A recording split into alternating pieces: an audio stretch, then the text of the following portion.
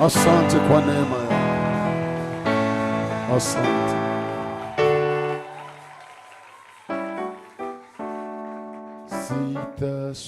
Sitasumbuka kwa kuwa ananitunza daima, anachukua mizigo yangu nyakati zote za wewe, sijaiona nyingine siku na jana imetoweka, na leo anazijua hitaji zote ninazo. Sitasumbuka kwa kuwa Mungu ni baba yangu kabisa, hawezi kunisahau mimi, ingawa akijificha. Sijaiona ingine siku na jana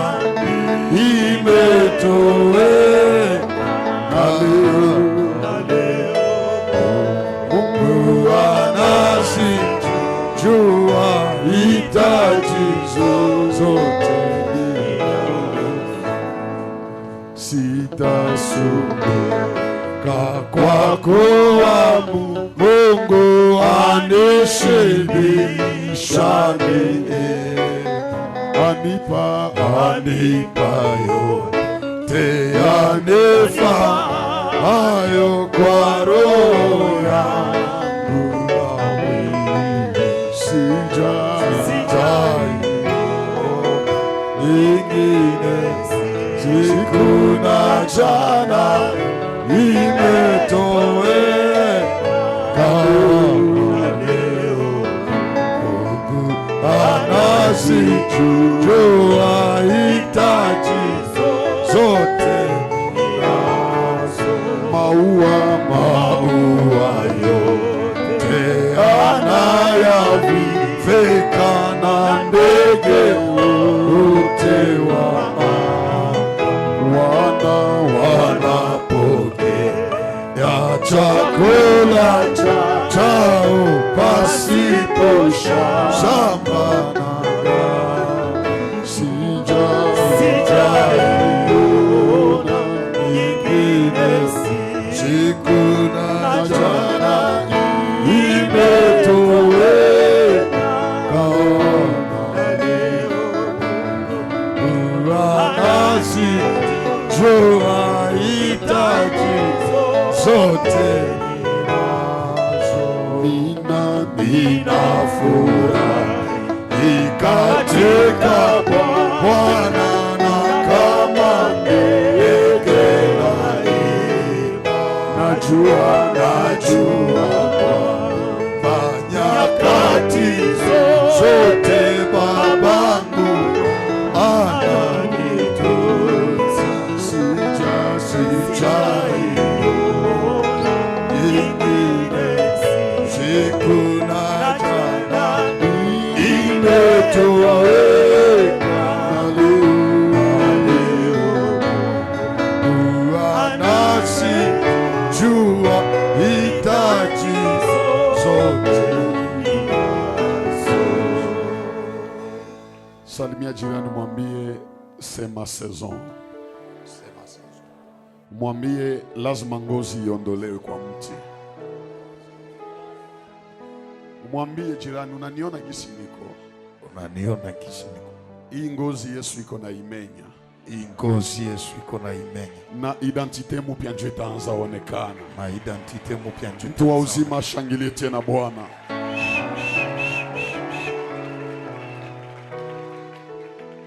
Basi gisi tunasimama tusome neno la Bwana. Isaya 44 mstari wa 13. Hii ni Kimombo Nataka isoma vile inasema hivi. Les charpentiers étend les cordeaux, fin tracés au crayon, façonnent les bois avec les couteaux et marquent ses dimensions avec les compas. Et il produit une figure d'homme, une belle forme humaine, pour qu'elle habite dans une maison. Amen. Kwa Kiswahili, seremala hunyosha kamba yake, huiandika kwa kalamu ya mate, huitengeneza kwa randa, huitengeneza kwa bikari, naye huifanya kuwa mfano mzuri kama mwanadamu, ili ikae nyumbani. Amen. Amen. Tutakaa tukishangilia usomi wa neno la Bwana.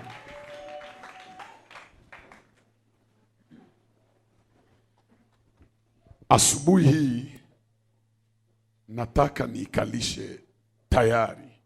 Juu muti tulisema ikishakauka banakausha mazizi ndani, lazima bamenye ngozi.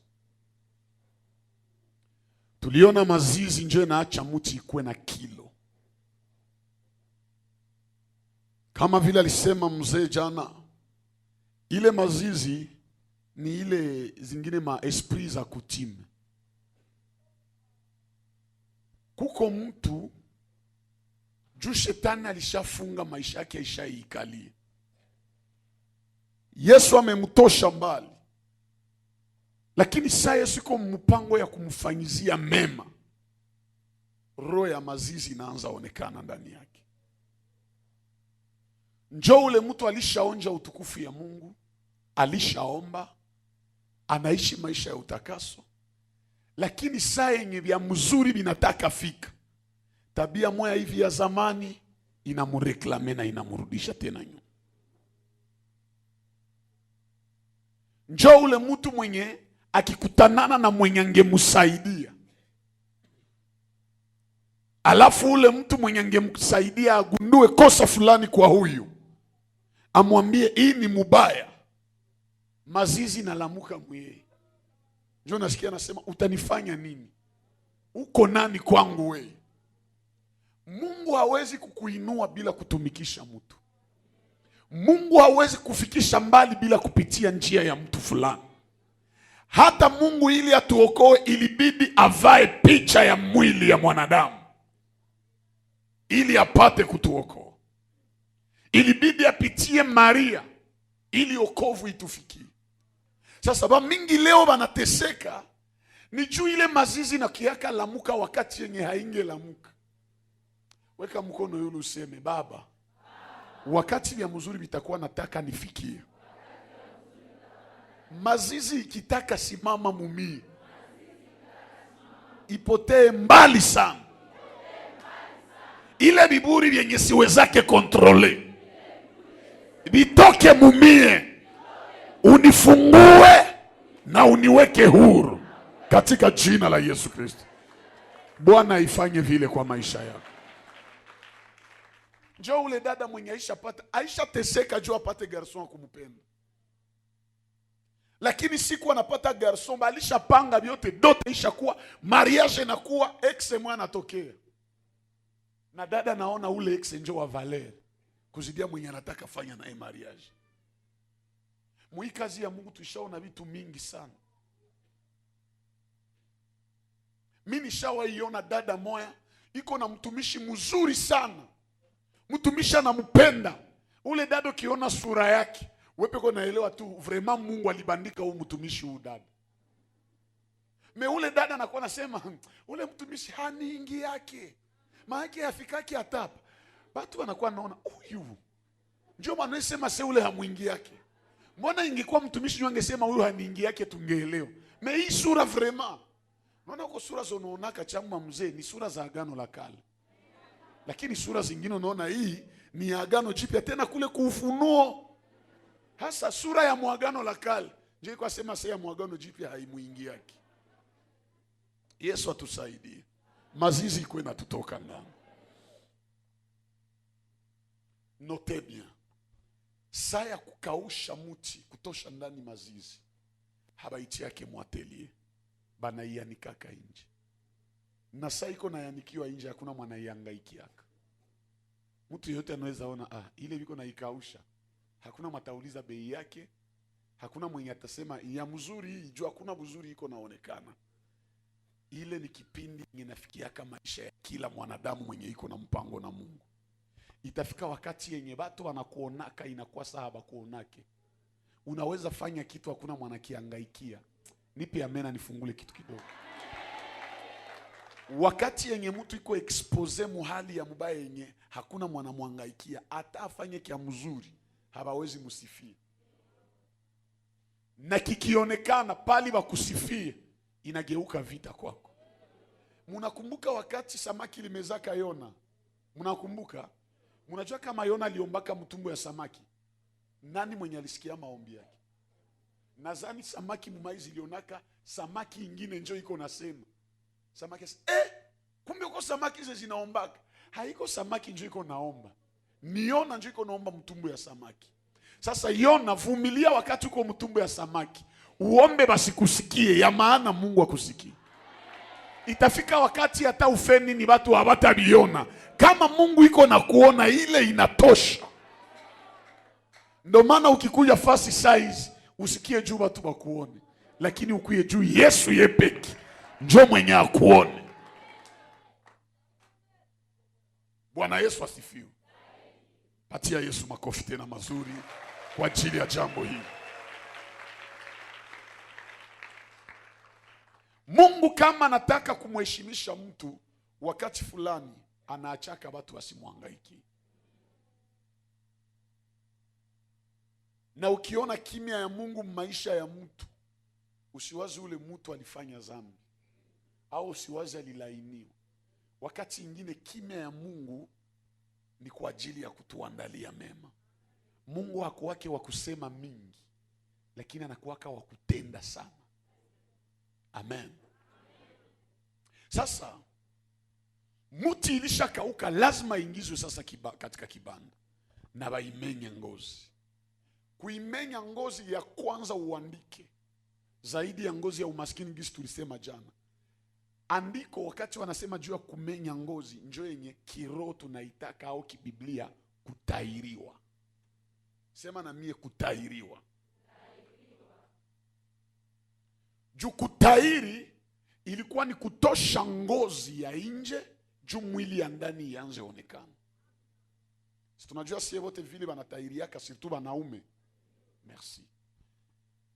Hii munielewe juu ni ya kuleta kachangamoto kidogo.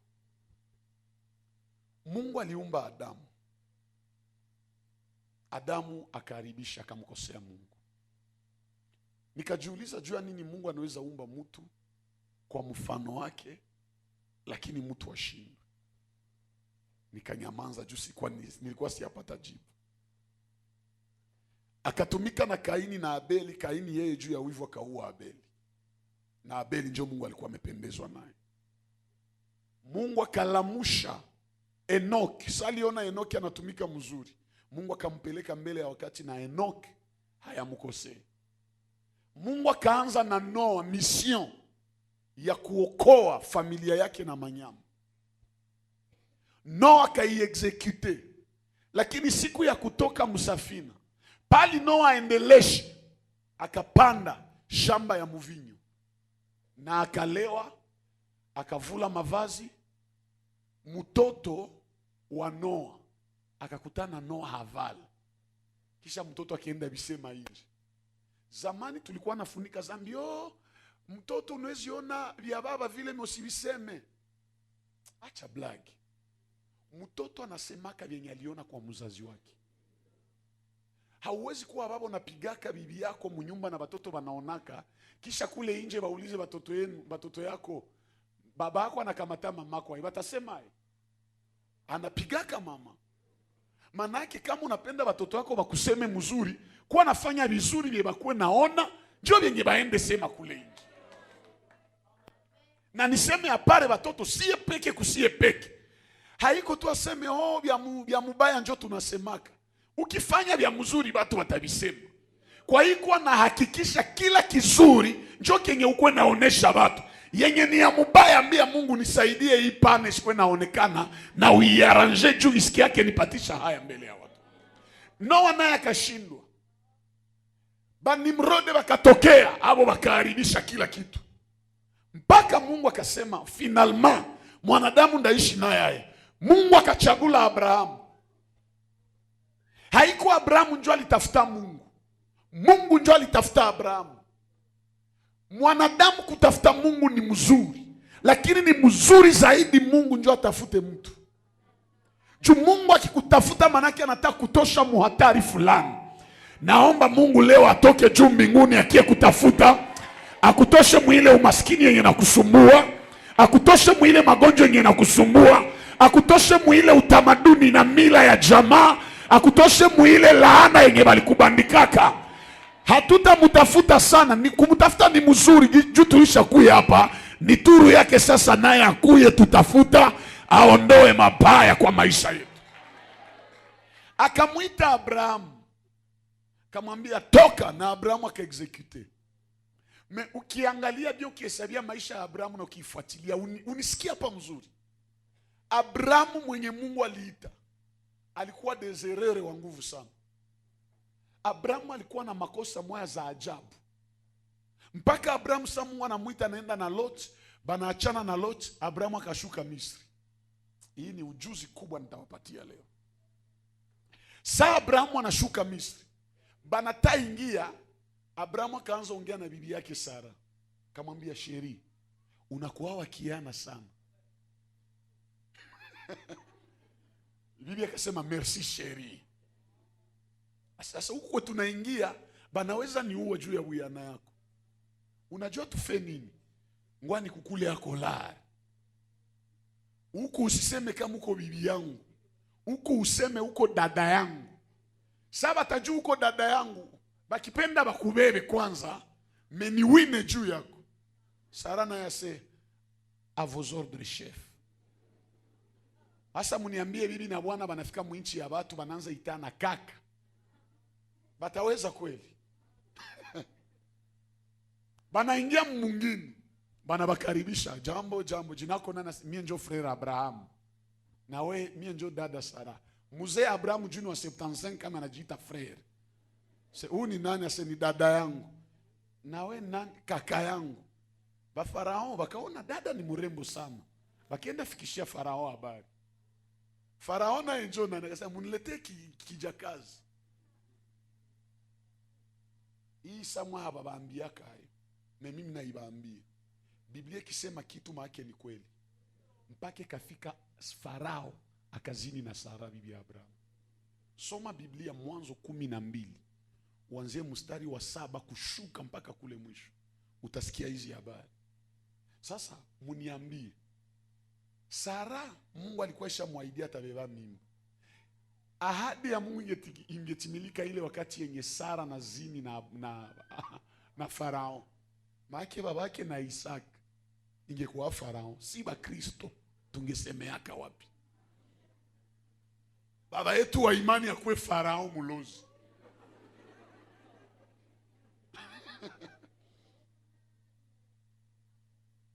Eske kuko kwetu tungesemeaka? Mpaka wakati yenye Farao aishamaliza vyote, Mungu akapiga Misri yote na maupele. Njoo Farao akasema huko kwetu hivi halikuwake. Bia hivi halikuwake kwetu. Njoo wakaita Abrahamu, tuelezee mzuri.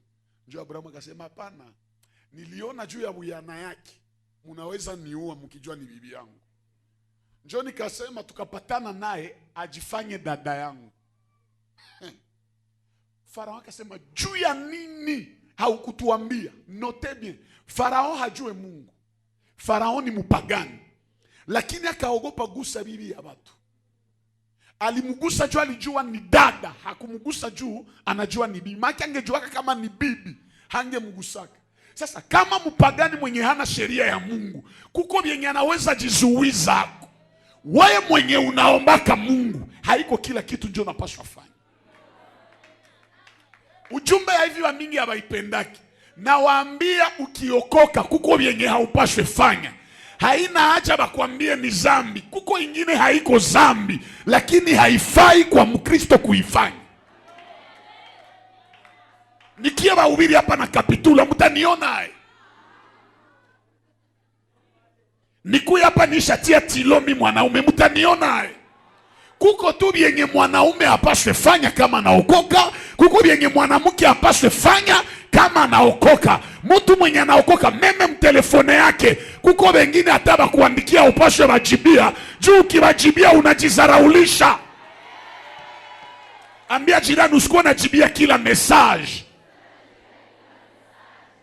Ingine haiko mafiere, ingine haiko kiburi, ni kujisamini na kujua mwenye iko muwe ni wa valer.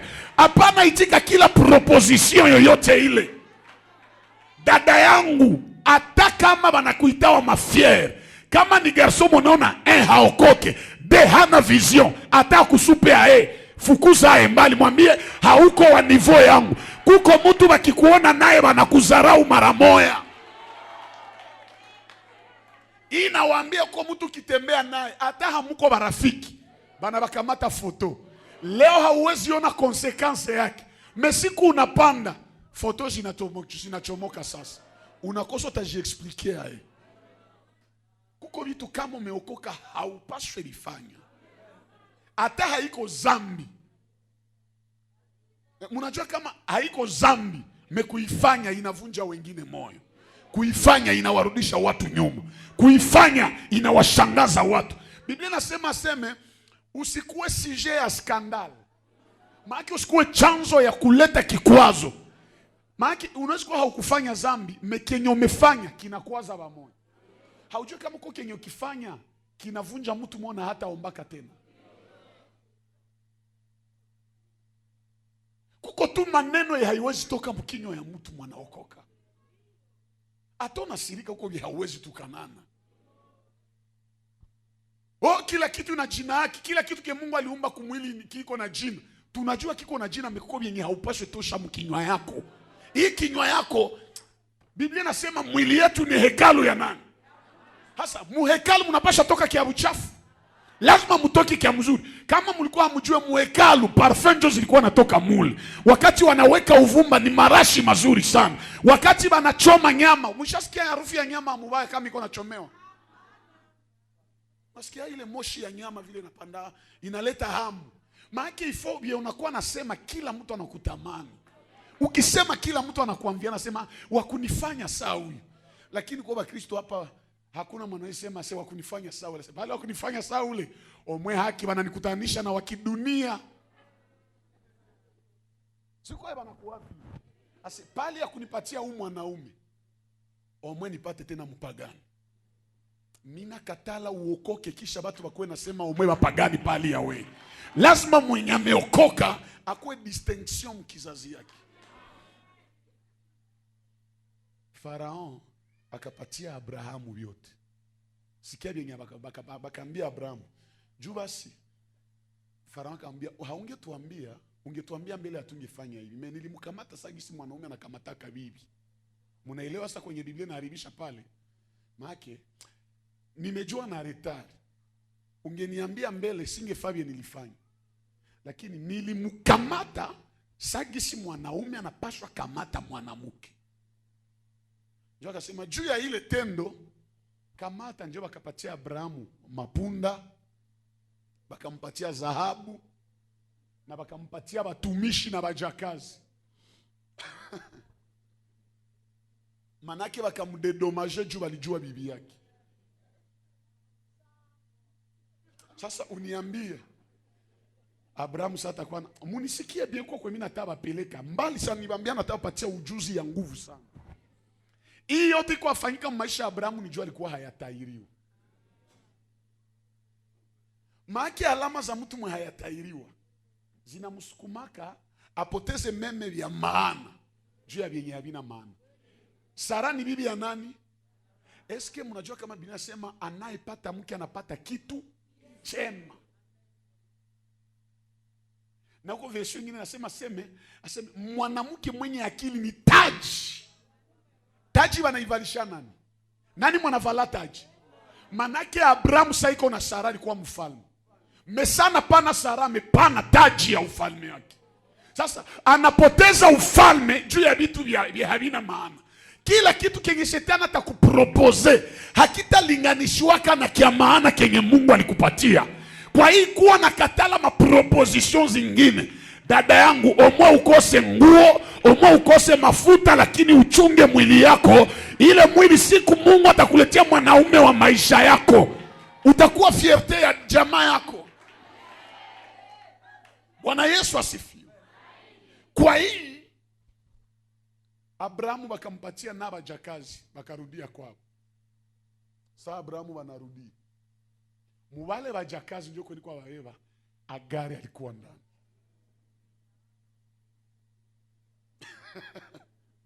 Agari alikuwa ndani. Saba nafika Hebron kwenye Abrahamu akaikala. Akajenga hema mshene ya Mamre.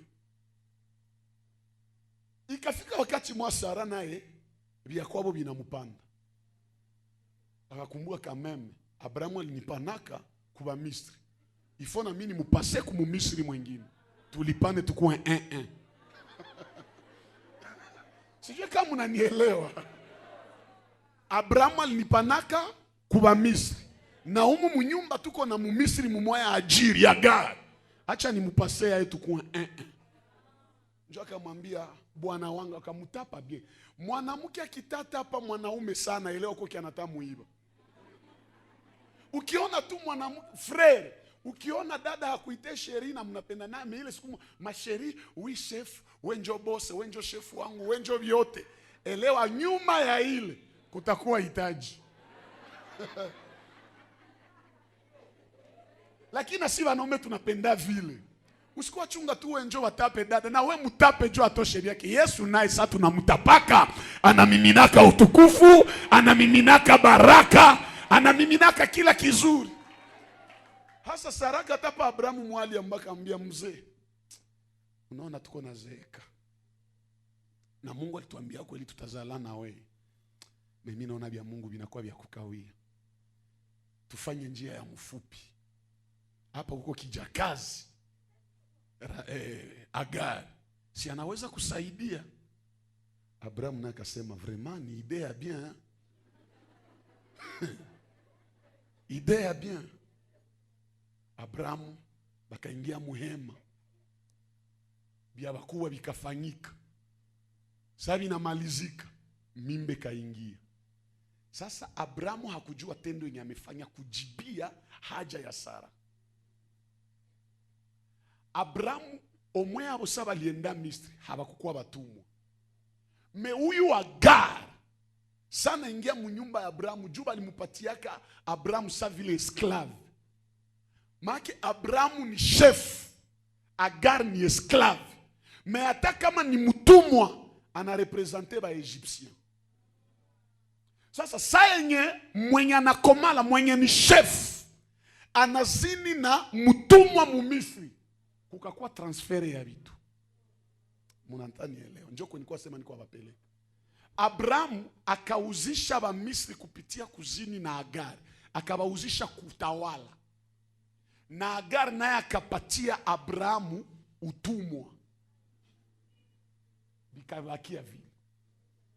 Kisha miaka 400 njo sasa ba Misri bakatawala uzao ya Abrahamu. Mebilitokea wapi? Kutendo ya Abrahamu na Agari. Manake kwa kitu unaweza fanya leo, kumbe kule mbele wala kitakuponeshaka au kinakuharibishia na kukuozeshea maisha yote. Abrahamu yeye wakati anakutana na Agari alisikia raha, alisikia plaisir. Kumbe plaisir yenye iko nasikia inamfurahisha yeye, lakini itaozesha kizazi yake miaka 400.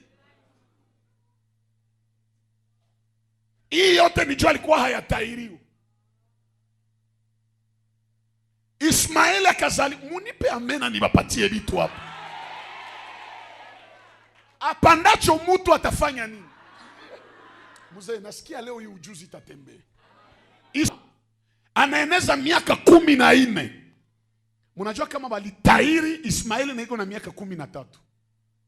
Sali eneza miaka 14 bakabafukuza. Abrahamu anafukuza Agar na mtoto wake. Sana bafukuza, maandiko nasema Abrahamu akapatia Agar na mtoto wake kopo moya tu ya mai, kigozi, gurde moya ya mai. Agar anatembea na mtoto wake mjangwa. Ukisoma maandiko, bakapita jangwa ya Shuri. Bakapita mdezere ya Shuri. Kufika pale, bakakosa mai ya kunya. Juu yenye Abrahamu alibapatia na mkate vilishaishi.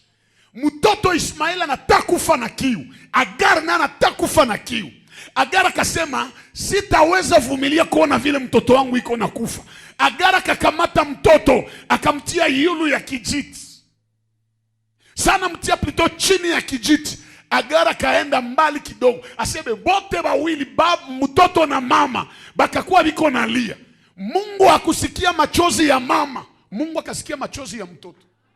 Kisha akaita Agar. Agar, kwa nini mnalia? Nimesikia machozi ya mtoto. Sisikia machozi ya we mama. Juu ya nini? Juu ya niko naona mkizazi yenu batatesaka batoto ya mtu mwenye niko naye agano. Lakini huyu mtoto iko na damu tu ya ule. Sasa munisikie. Hapa njoo bakafungula Agar macho. Mai katokea pale mjangwa ya Shuri. Agari na Ismaili bakakunya. Pale Biblia nasema Agari juu ya buchungu na mtoto wake walilia. Ile kisime kapoteaka. Miaka zikapita, siku Israeli banatoka Misri. Bakapita, banavuka bahari ya Shamu, bakafanya siku 3 ya kutembea. Jangwa ya kwanza balitembelea ni jangwa ya Shuri. Saba nafika pale Shuri, bakatafuta mai ya kunya, bakapata kisima moya ya mai. Saba naonja mai ni ya uchungu. Ile uchungu litokea wapi? Mkumbuke ni jangwa ya Shuri. Aseme ile mai baliitaka mara juu ya uchungu yayo.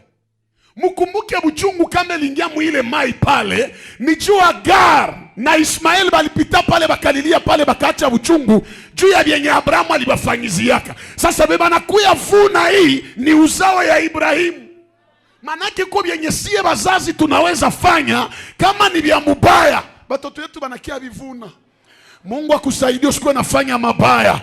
Tenda mema ili siku moja watoto wako wayavune. Nachopenda mtenda mema hata haivune leo, miaka na miaka itapitaka ataivunaka. Yonatani alitendea Daudi mema, Yonatani akakufa. Mefiboshete mwenye hakukuwaka siku yenye Daudi na Yonatani balifanya agano, akaikala kumeza ya ufalme na nikilema, japo sheria likataza vilema kuikala kumeza ya ufalme. Vyenye unaweza fanya vya mzuri leo, binaweza funika ulema na defo za watoto yako kule mbele. Mungu akusaidie, fasi yote utapita, ukuwe mtu mwenye unaacha alama za mzuri. Lakini hapa alikuwa hatairiwa Abrahamu. Njoo maana vile vilifika. Abrahamu akakuwa tu wa kufanya makosa. Njoo Mungu akajiuliza, koma Adamu ni décevoir? Koma Noa ni décevoir? Ayena Abrahamu na anaanza kuwa na maisha ya maerere hivi. Njoo Mungu akakumbuka, niliumba Adamu lakini sikumfanyizia kitu moja. Sikumutairi. Nilipatia Noa mission lakini hakutairiwaka. Abrahamu naye nilikuwa nimeanza naye malgré ahadi lakini hayatairiwa. Njoo Mungu akaambia Abrahamu, baba, hapa mimi natafanya na wewe agano, lakini condition ni moja, utairiwe. Manake nini? Mina realize makosa yenye uko nafanya ni juu hautairiwe. Lazima utairiwe. Njo Abrahamu akatairiwa. Abrahamu alitairiwa na iko na 99 miaka 99. Tena Abrahamu habakumutia anestesi. Acha niiseme haiko aibu. Mie sikutairiwaka na niko bebe. Wana si benye tulizaliwa mbele kidogo, batoto ya leo biko na neema. Mnaanza zaliwa hautajua balikutairiaka siku gani, haujue mateso. Bavie wanajua bien niko nasema. Sie wengine juu wende tairiwa ifalo na bebe ya munganga kuku. Njoo anakutengeneza. Tulikuwa natembeaka sawa uko nalia na balitia anestesi. Unaanza vala bikwembe kwa tembea saa mwenye kivimbi kwa katikati. Pale hauwezi pigana. Maana Mungu akaona keki na cha Abrahamu anaanguka mu makosa. Ni juu hayatairiwa. Lazima leo ni mtairi. Na atatairiwa lazima lijiwe. Njoo yenye atwale. Abrahamu sijui kama alipiga magoti. Anatia ile kiungo kulijiwe. Analeta ingine lijiwe ni pa! Ngozi inaruka. Manake nini? Juu ya Mungu. Ça c'est fort. Très profond. Juu ya Mungu Abrahamu akaitika apoteze sehemu ya mwili yake. Juu ya Mungu ifo uitike upoteze vitu fulani. Hauwezi sema umeokoka kisha kanisa iko na besoin ya makuta ubanie zako useme sio umeokoka. Tohara ni lazima upoteze vitu fulani kwa ajili ya Mungu. Ukipoteza kitu juu ya Mungu, Mungu naye kuturu yake uko yenye atafanyaka juu yako. Mtu mwanipe amena nimupe ujuzi leo. Abrahamu anapoteza ile mwili. Unaona niko sema juu ya kutairiwa. Unanisikia? Sana ipoteza. Kitu ya kwanza ifo alumie.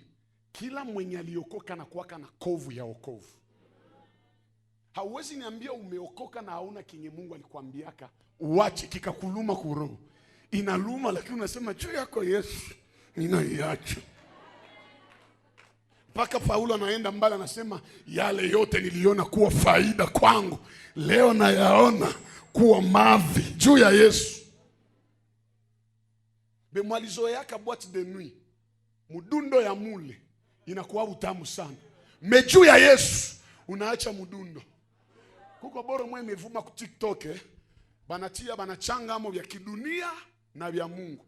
Balitia amo komedi. Mimi nilielewa maana yake. Unaona kwa wimbo mwa hivi ya kidunia nasema se bora ni enjoy. Sasa biko naanza bora ni enjoy kisha banatia amo moya ya choral. Mtu mama alianza naanza dunda kisha sana nasikia vya mwa hivi vya ovyo. Jua nanasa hivi ya Mungu njoo vya ovyo ovyo. Anabakia hivi. Kisha nasema c'est vraiment ou DJ anaweza kuwa tu ni ex yangu njoo ananikorije hivi. Mu maisha ya wokovu kwa tu kia maana kenye Mungu anakuachishaka. Unakuwa na ikumuko nasema ibakie vile. Kenye kilikuwa na kuingizia. Uko fie wakiana beba nakupatia makutani babwana ya watu. Siku nakutana na Mungu anakuambia achana na wale. Unaanza kosa na zainite. Japo uko mwenye alikuwa nakubembelezea hata na 1000 bal. Sema juu ya Yesu mimi naitika nikose inite sai. Pali ya kukamata $1000 yenye mama au bibi ya ule na watoto yake bana niombea laana usiku na mchana. Usifurahie kukula makuta ya bwana ya watu.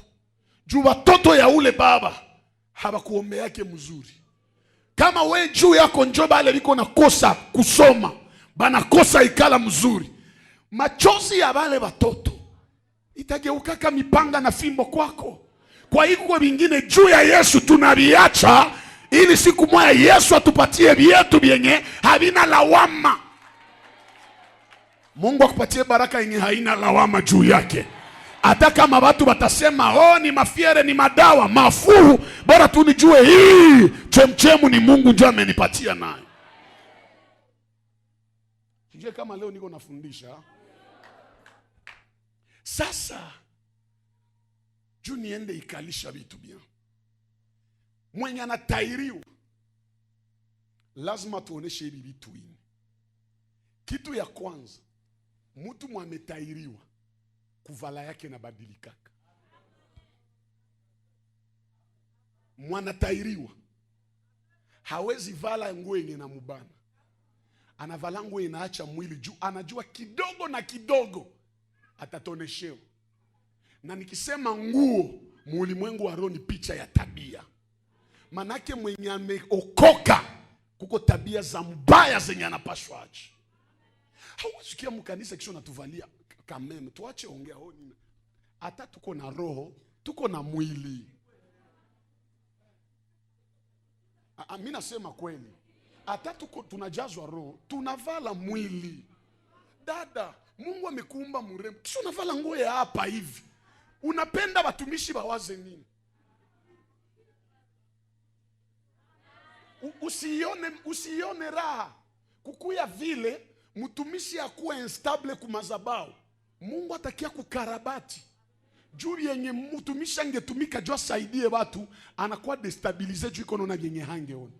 Ile mwili yako ni juu ya wewe na Bwana yako. Haiko juu ya kila mtu. Hatuna bezo ya kuona migulu yako hapa. Hatuna bezo ya kuexpose vyako. Hatuna navyo lazima. Valia vile vyako mshambre yako. Bakiana navyo mudushi. Kama utatembea kubarabara mafu, hapana humu munyumba ya Bwana. Munyumba ya Bwana lazima tujiheshimishe. Tutekse move. Hapa banafaa vile hawezi sema amen. Wewe uko pale tu juu yako. Kisha saa mtumishi anaanza kutafuta na unaenda mtangaza. Mtumishi kwa anifuata, nani mwalifanya vile? Kama mulikuwa hamujue vya mzuri bana bifichikaka. Uniambie, nani mwashafika msoko? Nani mwashafika msoko ya avoka? Mwishafika? Mulishaona mwalionja kwa eshantio anauza ile yenye alionjako? Mungenisikia basi. Ukionja eshantio inakwambiaka za ndani ziko butamu. Make hiye nimeonja, sitaiuza, sitapana kwa makuta. Unaonja ya bure kisha unauza makuta, kumakuta ni yenye haiyakatiwa. Manake na we dada, ule garso mwenye uko nawaza njoo sheri wako. Ukijiachilia aonje tu kuwe, unajua tu hii ni eshantio, hautaolewa naye. Ataenda tafuta sa mwenye anafungwa bien. Sijui kama niko asema mbaya. Pardon, kama wewe alishafa vile basi pole sana. Yesu akuoshe kwa damu yake akufanye tena upya. Benye yenye banati yako kale kamuti banatia inje, enjoy shantio hii. Kuko maana yuzaka anajiwaka hii na yala mavumbi, hii iko na mikrobe. Zile ziko ndani zenye hazionekana ndio zenye banakuwaka nazo lazima. Ukitaka ukua wa Valeri, potea sana, hapana onekana. Jifiche, saa utatomoka, kila mtu atakuwa na lazima yako.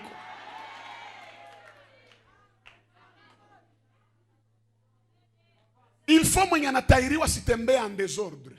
Anajua nikitembea mubaya, mimi najitonesha. Kuko vyenye unaweza fanya leo naweza kujifurahisha, kumbuko najiandalia mabombe zitakubomola kesho. Njoo maana jipange sawa. Kitu ya pili, mwenye ametairiwa hapiganake. Atapigana yeye na kilondi kwa mtesa huko. Anajua hapa hata niko na nguvu saa ya kutairiwa. Mkilonda siwezi pigana. Hata banitukana vipande visirani vinapandia muro, lakini mimi najituliza mipeke. Maki inaweza fika wakati nyingine kama umeokoka, hata bakukwaze unajikwazula wewe peke. Hata bakuchokoze hautapigana. Usijibiane na mtu. Ukitaka uoneshe kama unakomala, bakuseme mubaya lakini wewe usisemane mubaya. Hata bakuchafule wewe usibajibie. Haiko sie njoo tunajiteteaka. Yesu njoo mwenye anatuteteaka. Ukitaka jitetea uko najizaraulisha na uko najipatisha haya sana. Mtu mwenye amekomala hata bamuseme nini anasikia, anaweza ambia unamaliza. Ile tu njoo najua. Niko na vingine vya mingi vyenye hauyasemaka.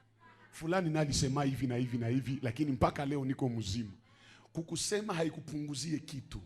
Kukuharibishia ushuhuda haimaanishi utaharibika. Bibi ya Potifara alichafulaka ushuhuda ya Yusufu, lakini siku moja Mungu akainua Yusufu yulu ya Misri. Maana ni kusema na bibi ya Potifara akakuwa chini ya Yusufu. Mara mingi ukiona mtu anakuchafula, elewa iko na jishusha chini yako na Mungu atakuinua juu yake. Jambo la tatu, mtu mwenye ametairiwa, kutembea yake na badilikaka. Hakuwake presi. Ushaona mwanatairiwa mzee, ushaona mwanatairiko hawa garson leo mwenye anaanza vala pantalon ifikisha hapa. Kishi kwa tembea saa kilema. Mungu wangu, kutairiwa itakuempozea utembee mzuri. Manake kutembea mzuri ni kusema, ona mwenye kwa tembea presse hakontrola kembele. Shimu ikikuwa naweza anguka. Kukikuwa kaboro kanaweza mkualisha na naanguka. Tembea pole pole kama unapenda maisha yako ikuwe bien. Maisha haiko reisi na beba nakuwa presse. Maisha inasimama kwa wale ambao wanaenda pole pole. Step by, hatua kwa hatua. Usitake utoke mara moja ku 0 ufike ku 1000 na hauyafika ku 1. Anza na 0, 1, 2 na nipe amena nikufungulie parenthèse ya Mungu.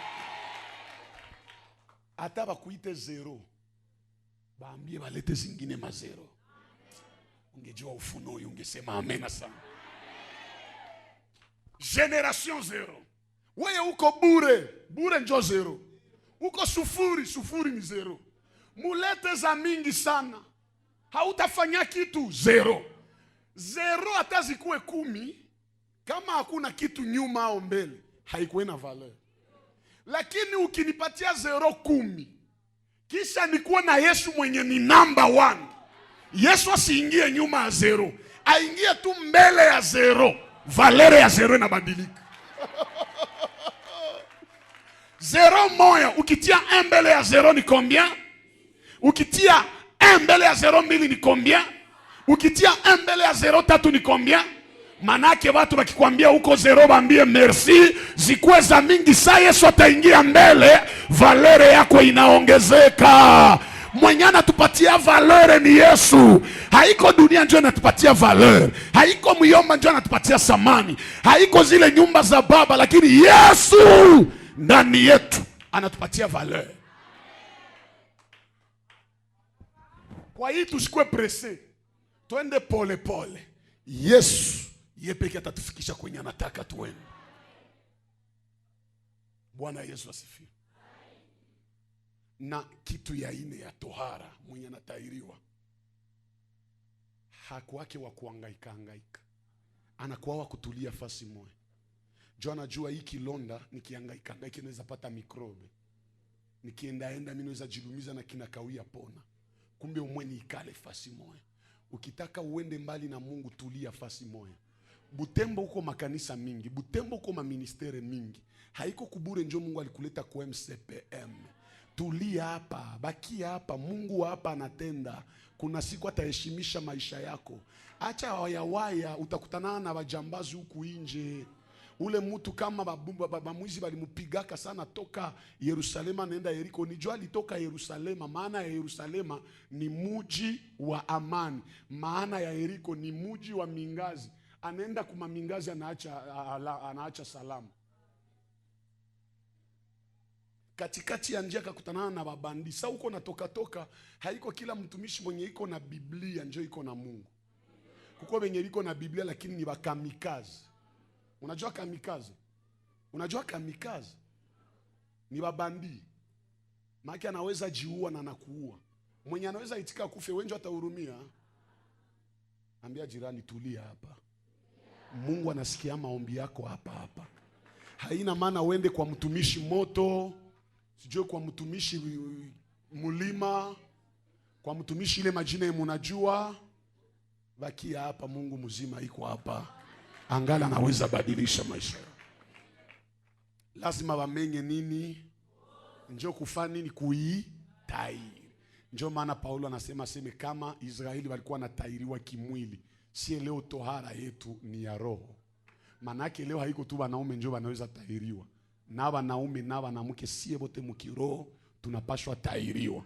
Maki huko tabia zetu tunapashwa acha, kuko mamienendo tunapashwa acha, tunapashwa tulia fasi moja. Na malizia leo hapa. Abrahamu jua aliitika atairiwe. Mnanisikia? Jua Abrahamu aliitika atairiwe, akapoteza sehemu ya mwili yake.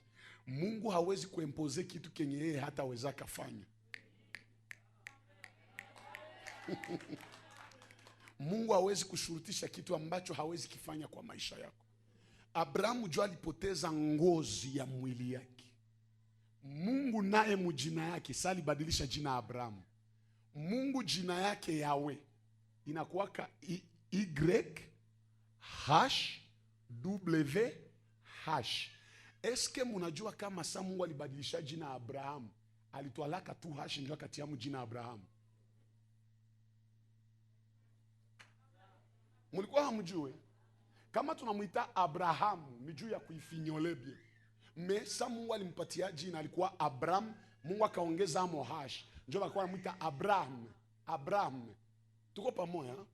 Kwanza Mungu akatwalaka hash mbili, moja akaipatia Abraham na ingine akaipatia Sara. Juu Sara alikuwa anaitwa Sarai. Sa Mungu alibadilisha jina Abraham akamwambia na bibi yako hataitwa tena Sarai. Tangu leo anaitwa Sara.